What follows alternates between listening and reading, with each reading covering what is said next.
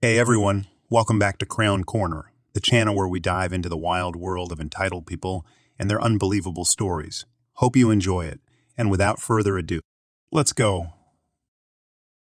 I, 43 female, and my husband, 45 male, live on a rural 4-acre mini farm.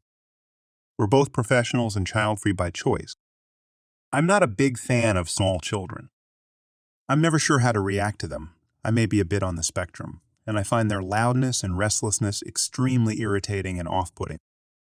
My personal space is very important to me, and I consider my mini farm with all my lovely pets a sanctuary of sorts. I foot all the bills for the animals and do pretty much all of the caretaking. We have horses, goats, chickens, cats, and dogs. While my husband enjoys the occasional romp with his nephews, he has no desire to parent anyone, and he generally just tolerates all of my pets. Anything that distracts him from his primary hobbies of video games and Dond is off the table. We needed some professional handman help, as our house is quite old and we don't have enough time in the day to get all the little maintenance projects done and maintain our careers. One of my husband's employees volunteered her boyfriend as his side hustle as handyman work. We arranged a date and time for him to come out and quote us some work.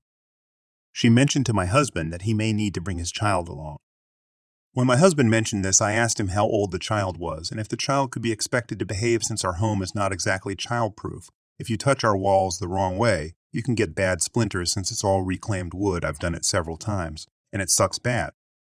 My husband had this conversation with his employee, and I was assured the child was old enough to mind himself and all would be well. The night of the quote date, I was informed that my husband's employee would be coming along with her boyfriend to mind the child. I was quite confused because why wouldn't she just mind the child at their home and let her boyfriend come alone? I asked my husband this, and he said she wanted to see the horses.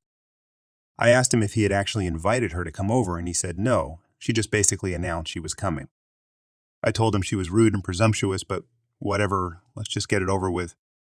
They show up. There is not one child, there are two. She brought her kid as well, which I am only just finding out about as the child rockets his high-energy ADHD 3-year-old self out of the van and proceeds to start noisily chasing my free-range chickens all over the front driveway. And her boyfriend brings his teenage brother as well as his 5-year-old, who proceeds to crawl all over my barn and rob me of all my free-range chicken eggs. As the 3-year-old propels himself around the barnyard screaming his head off, stripping off shoes and socks, bouncing off hay bales, and trying to chase all my goats down. This woman proceeds to pretty much ignore me as she sticks her hands and face all over my two lovely but very sensitive rescue horses. One is an ex-race horse and the other was from an abuse home she was forcibly removed from. And talking at me the whole time about how awesome her friend's therapy horses are and pausing only to scream at her out of control, child, that she is alternately ignoring and somewhat attempting to discipline as he climbs my fencing and gets my friendly goats riled up to the point where they want to play head, but with him, which would be super bad for him. One of my friendliest goats, who is definitely ready for playtime after all the excitement, walks over to the egg-thieving 5-year-old who was kind of just minding his own business and proceeds to head. Got him in the chest. Gut was playing, but the kid was tiny, and the kid goes flying. The kid bursts into instant scared tears. He wasn't really hurt. It just scared him, and I'm left trying to figure out how to comfort this little stranger that I've only just met 5 minutes ago. Super awkward for me. I'm not good at it. The woman that inflicted herself upon me is too busy chasing down and screaming at her demon spawn to be watching both kids, and at this point, I'm just completely bewildered and ready for this whole ordeal to be over. After the headbutt, I close up the barn and kick them out. The 3-year-old is just running around my yard like a little tornado, screaming his little head off, and the 5-year-old keeps coming up with broken chicken eggs in his pockets from when the goat knocked him over probably. The whole thing was a goddamn 3-ring circus that I did not sign up for, and I'm still kind of salty about it even 3 days later. For the love of God, woman, if you're going to impose yourself on others uninvited, at least have the decency to get your kid in line first. Talk about damn entitled. Also, maybe go see your friend with the therapy horses and leave me and my farm out of it. Also, it's my house too, and I wanted to talk about the work being quoted not play damn nanny tour guide. I don't run a damn petting zoo. Since I posted some time ago about my ex-wife, I feel I owe it to everyone here to provide an update. So, to give a quick recap, I posted a couple of years ago about how my ex forged my signature on HOA forms to try and screw me over for divorcing her. And then she ran off to Europe to avoid charges before I had a chance to file them. Even her social media went dark. So I figured she'd left for good. However, her affair partner, who'd knocked her up, eventually kicked her and their kid out. Then they came back to the U.S. after my ex begged her parents to buy them tickets home. I guess the app just wanted her as a side piece that he could toss out like a used doll once he was done with her. I kind of don't blame him for kicking her out because she's evil. But at the same time, he booted out his own kid too. If that's what he intended to do from the start, then he's just one of the worst kinds of people. The fraud case was obviously still open against my ex, and she got arrested not long after coming back into the country because her passport was flagged, and police were there to arrest her on landing.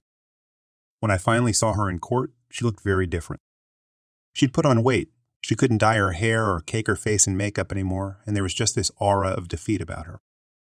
Not long after she was arrested, her parents showed up at my house and pleaded with me to drop any charges I could, and then even had the audacity to ask me to take my ex back.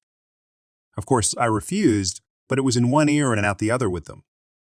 I visited my ex at jail only once because her parents hounded me for weeks, and she put on the same kind of pitiful "I love you, feel sorry for me" act as when I first confronted her with evidence of her infidelity. I told her she couldn't be serious after the shit she pulled. She never really loved me. She cheated on me with 3 men that I knew of, and possibly more. She got pregnant by another man and had no remorse about how she'd destroyed our marriage. Then she maliciously tried to defame me. And she illegally signed me up for an HOA by forging my signature. And for the cherry on top, she ran away to another country like the pathetic, cowardly bitch she is. And she somehow hoped I would take her back after all of that. Well, that was enough to make her see that she had zero chance of manipulating me. Even if hell froze over, I'd not take this woman back in any way. Her parents also couldn't really argue with my reasoning other than repeatedly saying she's their only daughter and the mother of their only grandchild. Her mother kept crying that my ex could change. I said she could change without me. I'm done with her. Then they tried the stupidest thing yet. They told me my ex and I were still married in the eyes of God, and that I have to help her because it's the Christian thing to do. I asked them what the Bible said about infidelity if they were going to bring religion into it, and they shut up. I then slammed the door in their faces. They still hounded me till I called police on them, and then got my lawyer to send a kid to my ex's parents to stop trying to contact me, or I'd file charges against them too. That finally stopped them. But I do kind of wonder if they'll try to pursue child support from the father of my ex's kids since they are stuck raising them now. If that's even possible. What with the father being in a different country and all, and on the move, a lot from what I heard. My ex could not be bailed out of jail by her parents because she was denied that option since already being guilty of fleeing one. And even if she did have a set bail, I bet it would have been so high there's no way her parents could have paid it. My ex originally pleaded not guilty, but I think her lawyer convinced her to change it to guilty for a lesser sentence. Only problem for her was the judge presiding over the trial was a real hard ass. And they charged my ex with felony fraud for forging my signature and mailing it, as well as knowingly fleeing the country to avoid charges. She got hit with a decent sentence of nearly a decade behind bars, no parole. By the time she gets out of prison, she'll be 42 years old. She broke down sobbing on the floor and had to be dragged out. I won't miss her. I think justice was served. I wasn't ecstatic about it or anything, because I'd emotionally moved on from that woman long ago. And I've become happier because I've been dating a great woman for the past 6 months. She's a single mom and works as a clerk. Honestly, I already think I love her more than I ever did my ex. Her son seems to like me a lot too. His own dad is someone I haven't heard great things about. If anyone was still wondering about the HOA, they've kept their promise and left me alone. But I've heard that behind closed doors, the old board that were all inevitably replaced hate my guts because I basically started their downfall. Yes, the entire board was eventually replaced, and the new board are running things far better now. Fines nearly stopped, monthly dues were lowered, several rules were removed from the CCNRs, and the street has been a happier place for a year now. I'm on this train right now, and let me tell you, it's a Monday morning disaster. The carriages are packed tighter than sardines in a can, and everyone's faces reflect the universal language of "I wish I were still in bed." I had just settled into my seat, or rather, my standing spot, since finding a seat on this train at this hour is akin to finding a needle in a haystack. I plugged in my headphones, cranked up some tunes, and tried to ignore the chaos around me. And then she appeared like a whirlwind of entitlement and frustration. Karen, as I later learned her name to be, stormed in with her son in tow, and a poor conductor trailing behind carrying their belongings. She was on a mission, that much was clear. Karen scanned the packed train, her eyes narrowing with displeasure. She approached the nearest conductor, a tired-looking man trying to check tickets amidst the morning rush. "Where is a seat?" "I can't believe me and my son have to stand while other people get to be lazy." Karen's voice cut through the dull hum of the train's movements. The conductor, clearly accustomed to dealing with disgruntled passengers, maintained his composure. "I'm sure we can find something. Let my colleague help you." "I'm checking tickets right now," he replied evenly. But Karen was having none of it. He has been no help at all. "I need you to get me a seat now." The situation escalated quickly, with Karen's voice rising as she demanded immediate assistance. A guitar solo in my playlist coincided with her outburst, providing a strange soundtrack to the unfolding drama. As the argument continued, more and more passengers were roused from their sleepy stupor, curious to see the source of the commotion. "I need you to calm down. I'm sure someone would give up their seat, but I need you to wait until I check tickets," the conductor urged, his patience wearing thin.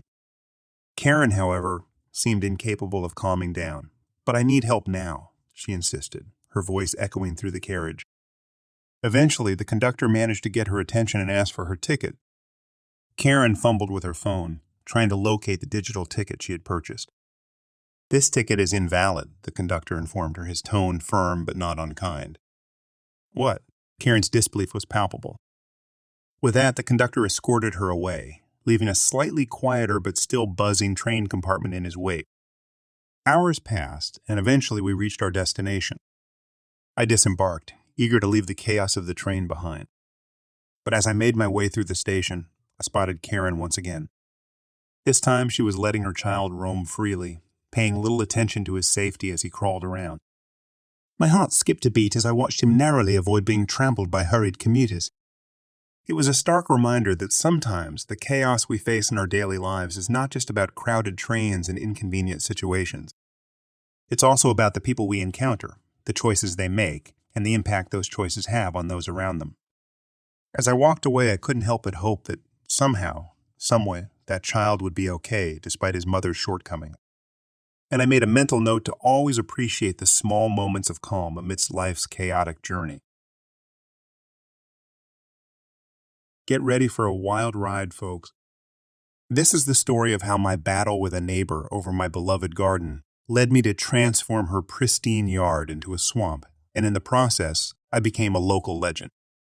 It all started when I moved into a new house, which came with a small but charming garden.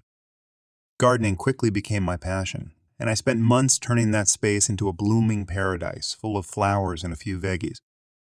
My neighbors seemed to appreciate the view, all except one. Let's call her Violent Karen. Violent Karen was the kind of woman who took too much pride in her perfectly manicured lawn, the type that looks more like a golf course than a yard. She despised my garden, calling it untidy and an eyesore that attracted pests. I tried to reason with her, offered to keep it more contained, even suggested setting up a small fence. But no, Karen wanted it gone. One morning, I woke up to find most of my garden destroyed. Flowers uprooted, veggies trampled, and my small bird bath smashed. I knew it was Karen. No proof, but who else would it be? I was furious, heartbroken, but then inspiration struck. I remembered Karen's one true love, her flawless lawn. I did some research and found the perfect, most diabolical yet completely legal revenge. I bought hundreds of water retention crystals, the kind meant to help soil retain moisture for plants. Except I wasn't planning on using them for their intended purpose. Under the cover of night, I went to work spreading these crystals all over Karen's precious lawn. These tiny crystals are harmless, but when they come into contact with water, they expand, holding many times their weight in water. And wouldn't you know, the forecast predicted a week of heavy rain starting the next day. The rain came and the crystals did their job too well. Karen's perfect lawn transformed into a squishy, waterlogged mess. Every step taken on the grass felt like stepping on a waterbed. The lawnmower got stuck, and the yard had become the neighborhood's newest swamp. Karen was livid, blaming everyone and everything for her misfortune, but couldn't prove a thing. It took weeks for the effects to wear off, and by then her lawn never truly recovered. In the meantime, I rebuilt my garden, even better than before. Neighbors who learned about the ordeal and Karen's violent tendencies came to help, bringing plants, seeds, and even a new bird bath. My garden became a symbol of the community, a place where neighbors would stop by to chat and admire the flowers. As for Karen, she became a lot less violent, especially after I casually mentioned how unpredictable gardening can be and how it's important to have good relationships with your neighbors. She got the message loud and clear. So, that's the tale of how I turned a violent neighbor's yard into a swamp and, in the process, united our little community.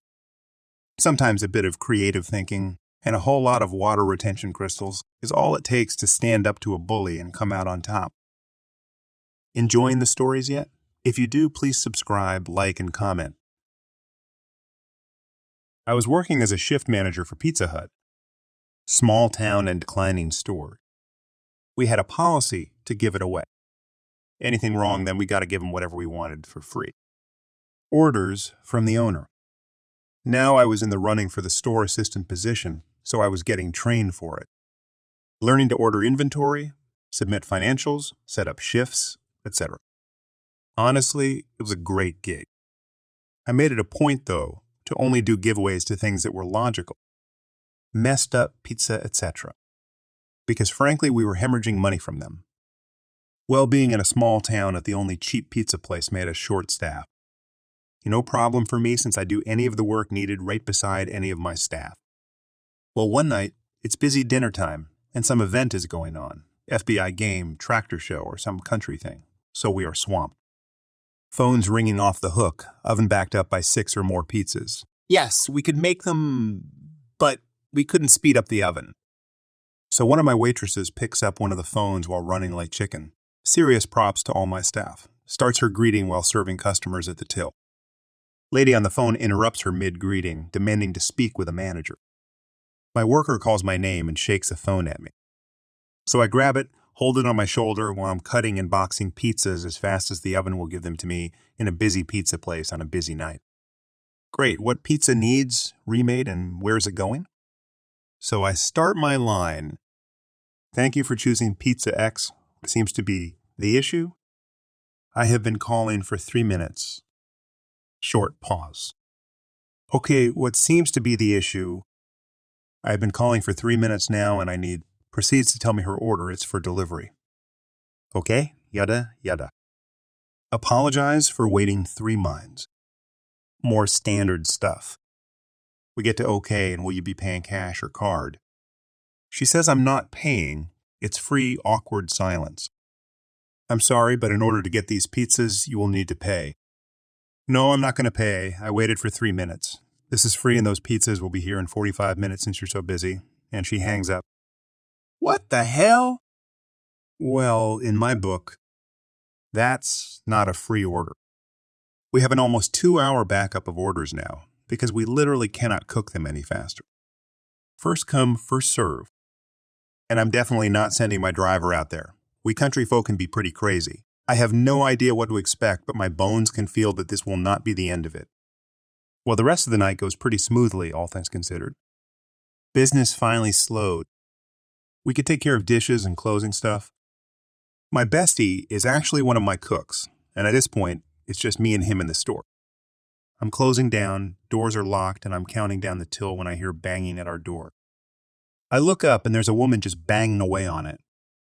I gesture at my wrist and mouth enclosed. I try to convey every way to simply say, get out of here. I don't want to deal with you. Can't be that simple. I tell my buddy to get on the line with non-emergency and let them know we might have a situation. While I point at the back, he gets the message and steps into the kitchen to call, while I go try to figure out what her deal is. But I knew. I knew what her deal was and who she was. The only way to get words between us was to open that damn door. I didn't want to. But I'm the one in charge, and I gotta figure out how to keep her from putting a rock through the glass. So with great hesitation, I unlock the door. She steamrolls through the door, literally knocking me down, and I'm a 250 lb guy. I was in shock. What the hell just happened and why am I on the ground? By the time I get back to my feet, she's at the till, demanding to speak with a manager. I take a few deep breaths, take a few extra seconds to slowly brush myself off. Casually walk over and say, "Hi, my name is C's. I am the manager, and we are closed. I must ask you to leave. Otherwise, I will have you escorted off the premises. Where are my pizzas?" "I'm sorry, what pizzas?" "I would be glad to help you, but unfortunately, we have been closed for looks at clocks 40 minutes now. My pizzas, they were supposed to be delivered 4 hours ago." I'm not sure. Our driver confirmed that all orders were delivered, but unfortunately we are closed and there isn't anything I can do about this." "Well, I want to speak to the manager." "I am the manager, and you need to leave the store."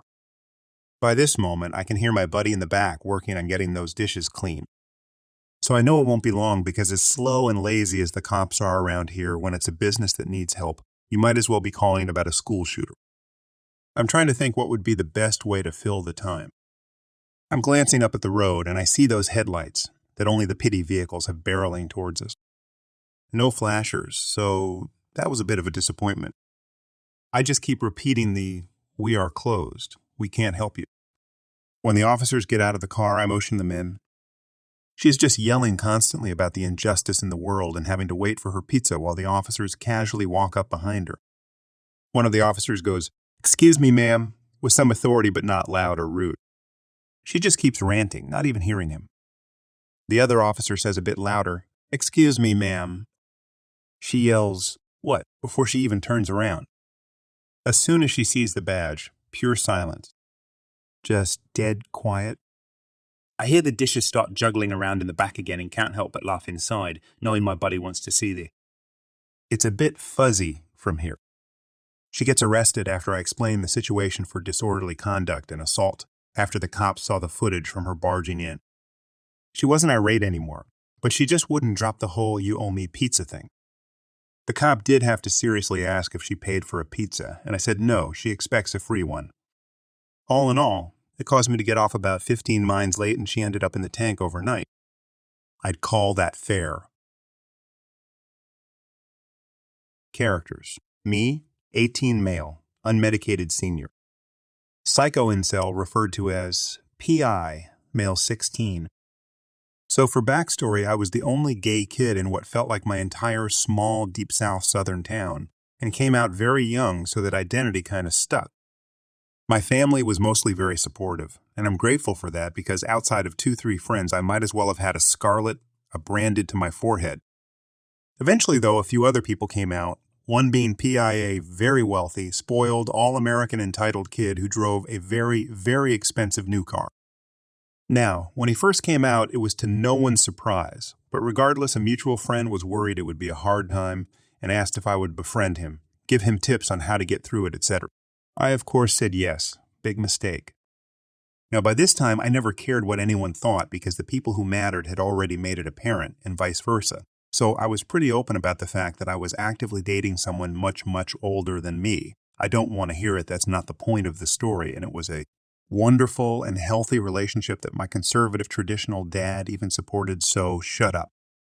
Now, after getting coffee with PI and being friendly, he apparently developed feelings for me, and after he confessed, I gently told him I was seeing someone, and that I was very happy. This was common knowledge in our gossip-ridden high school anyhow, and that was apparently not acceptable to PI. And he went ballistic. In small towns, there are often what's known as junior-senior wars, where the two grades have a war of harmless, albeit annoying prank. However, our school was not completely uncivilized, so there was a group chat for both grades to discuss rules, limits, such as no damaging, no hitting houses if someone expressed that they weren't participating, renting, etc. Well, in that group chat with over 1,000 kids I thought it would be a great time to drop bombshell number 1.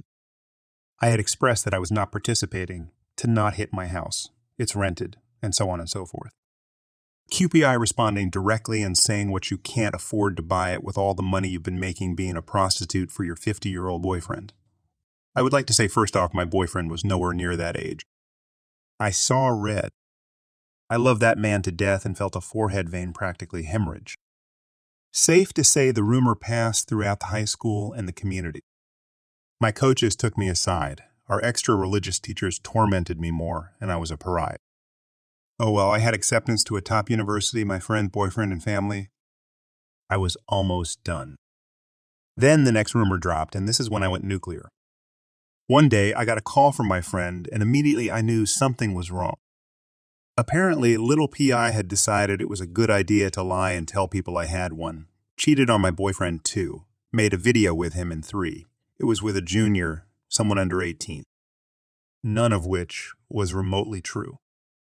Thankfully, he was very popular and very straight, and also was an obsession of P.I.'s and knew where it came from, and he agreed to in writing express none of this was true, and gave me copious amounts of evidence, screenshots of texts, Instagram, DMs, etc. of P.I.'s online harassment. I kept all of this in a file just in case this ever got out, and I needed to defend myself, and thankfully it never became more than a funny, impossible, salacious story made up about me. However, it was too late for him, as I was already very mentally unstable and this would have ruined everything I was riding on. Now on to the revenge, finally.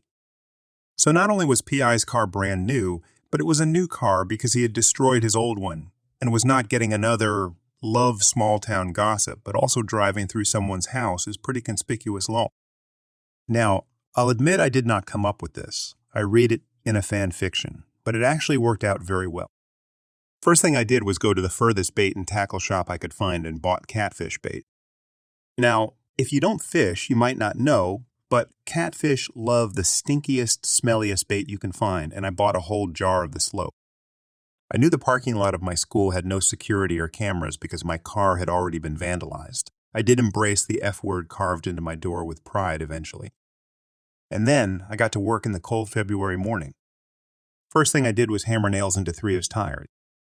Now, this wouldn't pop them immediately, but they would eventually each deflate at much more inconvenient places and nails would look more accidental than if they were slashed. Then, I took poison ivy and rubbed it all over the door handles of his car. Afterwards, I took a mix of gravel and Vaseline and spread it all over the windshield wipers, which would just scratch the hell out of it once he used them. My favorite, however, was using the catfish bait. Knowing enough about cars, copious Googling. I figured out how to get to the AC portion and poured in the catfish bait.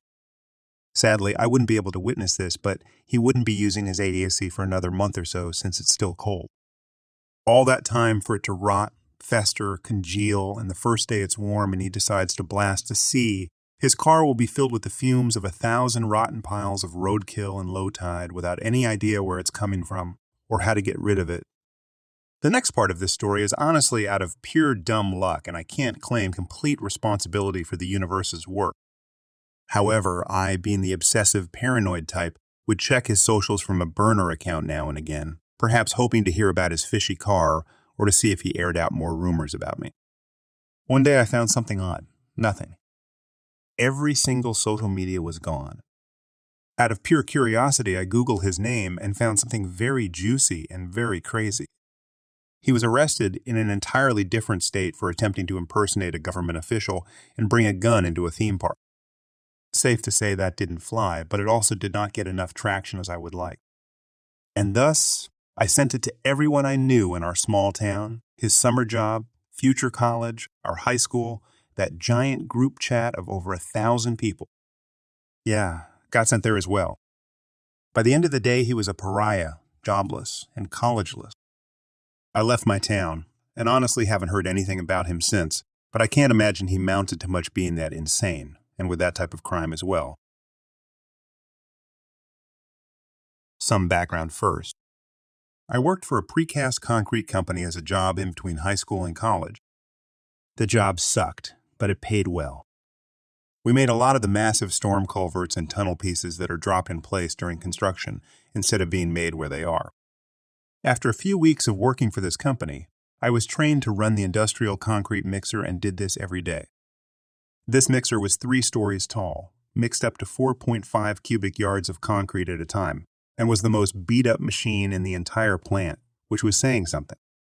It ran 6 days a week, 2 shifts a day, and was never maintained because the company couldn't get techs to come out on Sunday. It's only day not running, and didn't want to lose a work shift to get it maintained.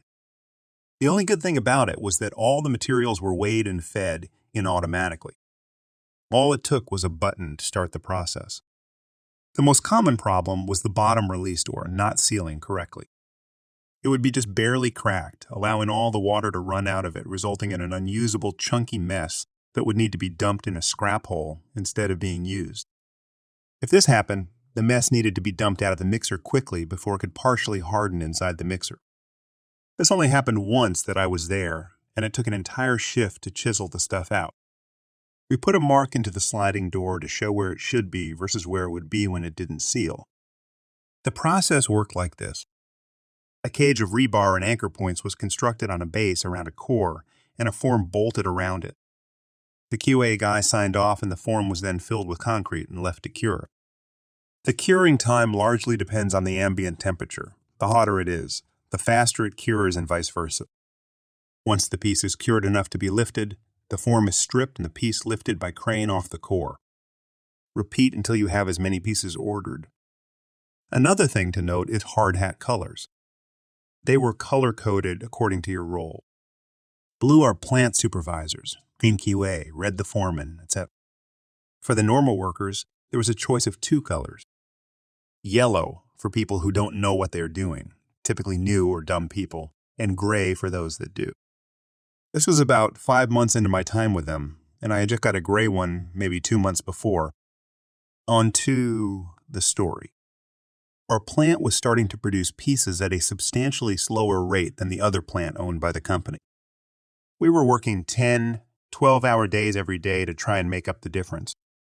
Typically, multiple pieces were made per form, per day, 2, 4. We were only managing 1 and maybe 2 per form per day. To figure out the reason for this, the owner's plan was to send an exec from the main office to observe and time every section of the process in our plant. This in itself was silly. Remember how I said the speed concrete cure is based on temperature? Our plant was in an unheated warehouse in a state bordering Canada. The other plant was in Florida. Can you guess why production was a bit slower in our plant? In any case, during the shift meeting before the exec got there, our foreman's exact words were, "Do what he tells you, otherwise stay away from him." Wonderful. The shift proceeds as normal building cages, and forms get bolted. Maybe 6 hours into the shift, I climb up on top of the mixer to the platform, and I am greeted by the exec in the shiniest white hard hat I have ever seen. An office attire complete with black dress shoes. In a concrete plant. He looked bored out of his mind. He asked me something to the effect of if I was looking forward to the end of the shift in 2 hours. I told him that with no problems we might get to leave in 4 hours. He got the most defeated look on his face and mumbled something that I didn't catch. I went through the pre-checks on the mixer and found the bottom door was once again not closing properly. I yelled down to the plant supervisor that the door wasn't sealing again and that the machine would be down until I got it to seal, normally by chipping the concrete left by the previous shift after using the mixer away from the opening. The plant supervisor yelled back a few choice words directed at the mixer and stormed into his office. The exec had a look and said he thought the door looked fine. I told him that it did this a lot and that it wasn't sealed, pointed out the mark to him, and went to get the tool. I bribed a fabricator with energy drinks to make me chip away the concrete. A breaking bar welded onto a rebar shaft that I kept under the mixer itself. No more hunting down an air gun and going through confined space lock and tagouts. Just stand on top and poke at the concrete until the door moves freely. Upon coming back with the tool, the exec told me that the seal was fine and to run it.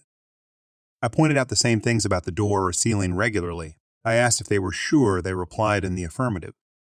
I started up the mixer. The mixer regularly threw a bunch of silica up into the air. With the water draining out the bottom, this was going to get extra dusty. I offered them an extra mask that I had, and they replied that they would be fine. Well, not my lungs. At the same time, I noticed the plant's heavy equipment guy walking into the building and got his attention and made the hand gesture for the front loader. I got a what the hell look from them, and they mouthed what. I pointed down at the mixer, repeated the gesture, and they threw up their hands and turned around. The load went into the mixer. Water started draining out the bottom. Dust went everywhere. Go figure. The plant supervisor comes out of the office. I assume after seeing the giant cloud on the cameras, runs over and says something like, "What are you doing?" The mixer is quite loud with concrete in it.